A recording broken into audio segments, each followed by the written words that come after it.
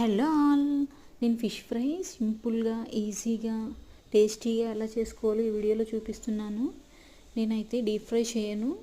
ముందుగా చేప ముక్కలను బాగా వాష్ చేసుకొని పక్కన పెట్టుకోవాలి. తర్వాత 2 టీ స్పూన్లు ఆనియన్ పేస్ట్ వేసుకున్నాను.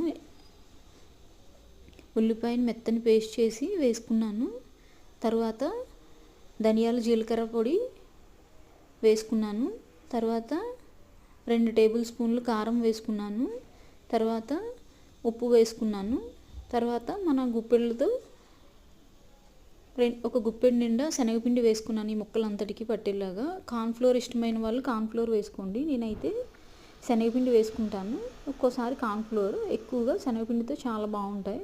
ఈ విధంగా మొత్తం మిక్స్ చేసుకొని 1 గంట తర్వాత ఫ్రై చేసుకోండి, చాలా బాగుంటుంది. సబ్స్క్రైబ్.